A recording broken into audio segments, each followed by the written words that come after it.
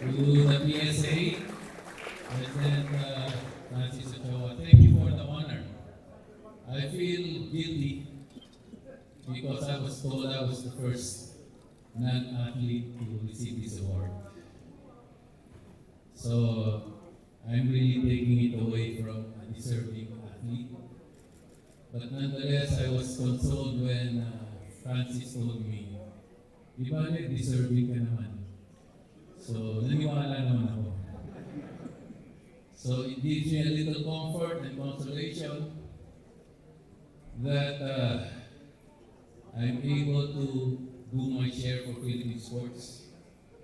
I'd like to thank the PSA, all the officers, members. I'd like to thank Chairman Patok.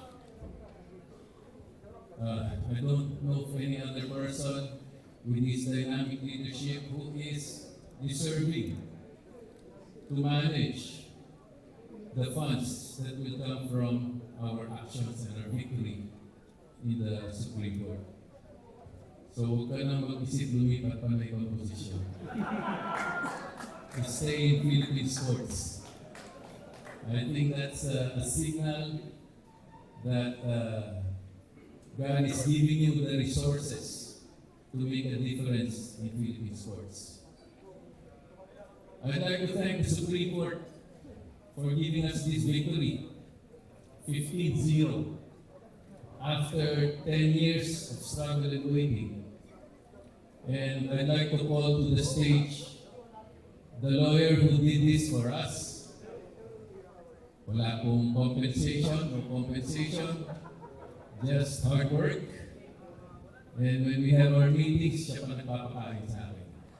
So laking tulong po, laking utang na loob natin kay Attorney June Guzman. I'd like to call him to the stage.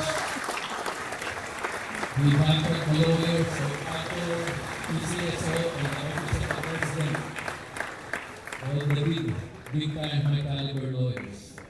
And I'd like to call my Chief of Staff, because this all happened when I was in Congress, and he was part of the brainstorm, he was part of the strategizing, he was part of the research we did to enable us to strengthen our case and win this in the Supreme Court. So I'd like to call Mon Navarra. Mon Navarra is now the Chief Political Officer of Senator Risa Ontiveros. So naipamana ko po siya kay Senator Risa wala na ako sa Congress. So now, I'd like to share some good news also. Okay, the impact of the Supreme Court ruling had ripple effects. It became Philippine jurisprudence. It had an impact on the way funds are safeguarded in the course of governance. It was cited in the case of PhilHealth, where PhilHealth funds were restored to PhilHealth after they were diverted to other projects which were not connected to health at all. So there were people who challenged that, and our case was cited, and 60 billion was returned to PhilHealth for use of our country. So may iba po siyang effect and impact, not just in sports, but in other areas of governance as well. And it will now be part of Philippine jurisprudence against abuse of government in misappropriating funds that are meant for the specific purpose that they were created for by Congress. So, sa tulong pa rin po yan sa ating mga kababayan. I'd like also to pay tribute to my parents who have taught me to care for others. Yes, I may be strict, I may be yelling at my players, but deep inside, I'm still a kind person. Okay? And that was ingrained in me by my parents to live a simple life, to care for others, to value competence and integrity, to be a bulldog when you know you're right. So sununtok po tayo sa buwan, suntok sa buwan, pero paminsan-minsan tatamaan niyo yung buwan. And that's really what happened here. We did not actually expect that we could win this one. When we were planning it out, we thought that we could convince others to join us. Sino ba si Yang Yao to go to the Supreme Court and ask the Supreme Court to take away billions of funds from the office of the President? It was political suicide. Pag nagalit si Presidente, patay ka. But maybe somebody had to commit political suicide so that Philippine sports can breathe some fresh air. So that's really what happened. From my estimate, si Chairman Pato, the commissioners of the Philippine Sports Commission, the sports federations, the Philippine Olympic Committee, our athletes, our youth, our regular countrymen will benefit from around, if I'm not mistaken, a total of 37 billion in accumulated funds. And if I'm not mistaken, from 180 million a month to most likely closer to 500 million a month for Philippine sports. No other person or group of persons than these people here to manage that money and put it to good use. So, nagpapasalamat po tayo sa lahat sa kanila. Lastly,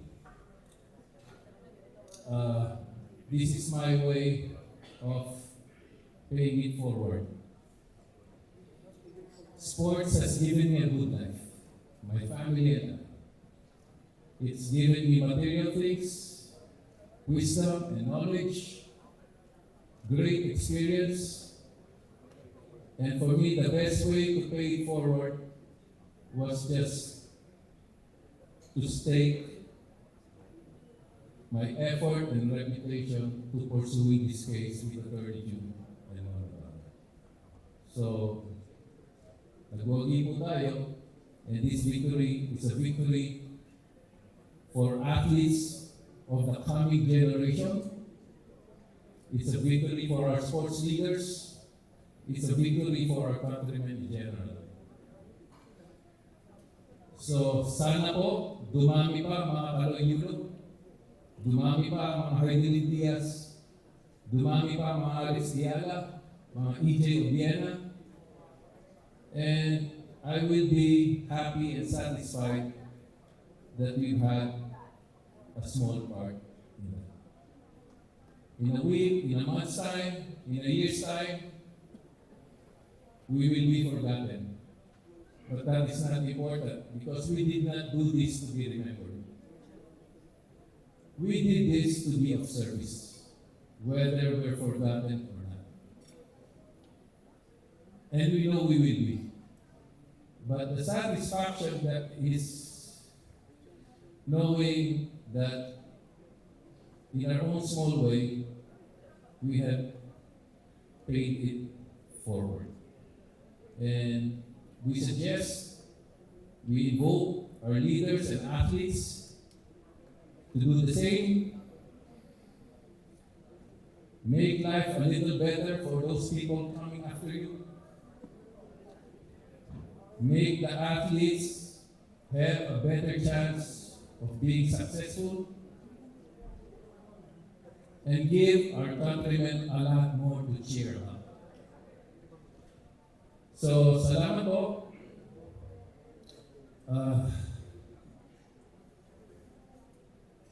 This is a lasting legacy I'd like to leave to my family. Minsan lang ito mangyayari. I don't think this can be repeated again. But I always believe that you honor your parents with the person that you become. So I'd like to honor my parents with this award.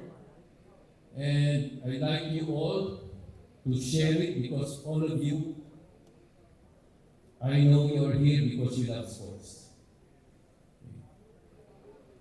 The best stories in the world are sports stories, are athlete stories. Because they're always authentic. You cannot fake stories of athletes. And so, I know a lot of you here have written stories about me. All of you who've been in the sports media. And I'm thankful and happy that somehow, maybe I'll be in the stories of the next generation of athletes. Salamat po. Thank you.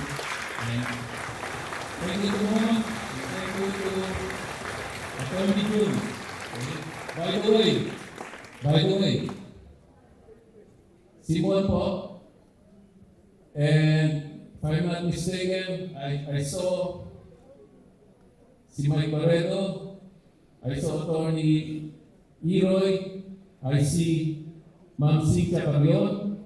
The same time we were planning this out when I was in Congress was also the same time we were working towards increasing athletes' incentives in the Committee for Sports of which I was Vice Chairman.